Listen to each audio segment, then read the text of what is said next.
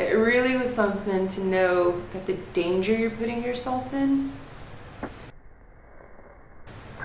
and yet the beauty of it all, if that makes any sense.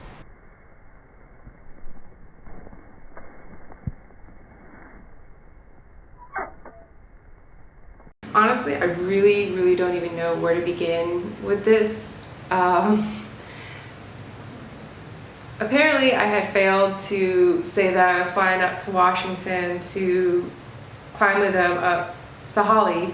So there I am flying up to Washington without a permit. And the plan is that, well, we're gonna go to, you know, like the meetup spot for camping and wake up super early and go and get permits. Made it to the ranger station. We got here around 7:04 and there was already a line. Luckily, we did get a climbing permit. Josh, Chris, and the other people. I'm still gonna be shy about vlogging around them. So to start, it's not hard really. Either I made myself sick from being so anxious about this whole trip, or something that I ate. I'm just gonna go ahead and vlog about this. And this trip for me in general has not been going out the way that I would like it to be. We only made it like a mile and a half up here, and it's, as you can see, it's just paved incline. I just had diarrhea. That may be TMI for some people.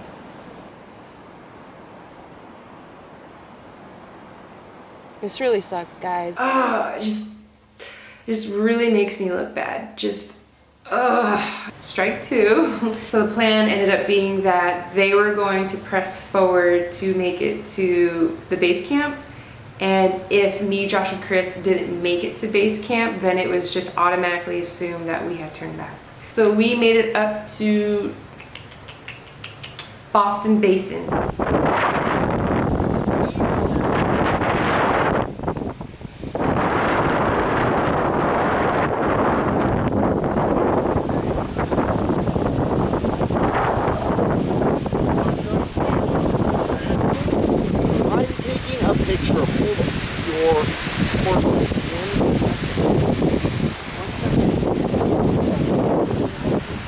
Boston Basin was where we were camping at.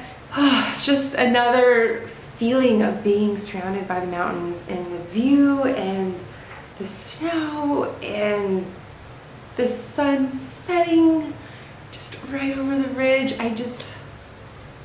Washington's really beautiful, and that's all I have to say for that. We started around 4 a.m.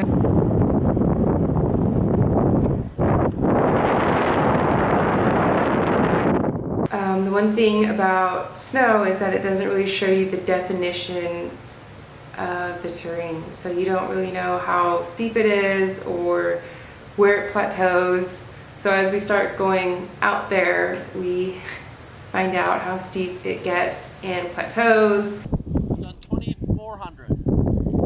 Okay, so camp is like somewhere down that area. The camera really doesn't do justice, but we've been climbing up here. We're roped up.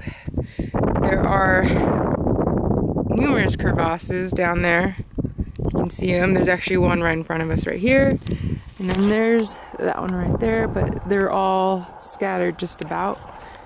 We are taking a break. Really good. I think my lungs, I don't know, it's just like you inhale like salt water. The legs feel fine. Thankfully, I have a couple of blisters, but they're not bothering me. And that's Josh right there. And then there are the guys right there. Really doesn't do justice. How steep it is. Like that ridge line, that's a ridge line, and then it drops. And then there's another ridge line, and then it drops again. And then you see this flat area. Going up, it's just crazy to you know, pictures never do justice. They never do, or even videos, but how steep it is. One of the interesting parts was when we had to cross the, you know, an ice bridge, and that thing was so tiny. And I remember there, I was pretty anxious to cross it, really. And by that point, I was like holding my pee for a very long time. So I'm pretty sure I tinkled just a little bit because of fear. And then there's this like really steep rock climb going up. So we're on our crampons going up there. Right here, this area is actually a really steep incline. And that's a drop off there, drop off on the other side. So we're just, you know, we utilize press-x to belay in. And then Josh, go ahead and explain where we are. So we're on the Sahale arm, I guess. And there's the true summit is up there in the snow, and we're probably not going to have enough time to... Are they on the summit? No, I don't think so. Yeah. I don't think so either. So, Okay. yeah, they have, you know, some pickets in, but we're just going to relax here and enjoy the view. Yeah. We all agreed at a certain time to turn back to be safe, to go down, go to the camp, pack up, and then head to the car. Chris said that is the Boston Glacier right there, which is a trip. As you can just see, like, to me. And then we were crossing, what do you guys call that? The Schrund? Yeah. So The moat. the moat, the birch Schrund, but the bridge was pretty small, and I also peed my pants a little bit. I was 40% sketched out, to be honest, but not too scared to stop, and I was shaking a little bit, and so I peed a little bit. True story. Okay. There it is. That little snowball behind you is really cool. Go ahead and try.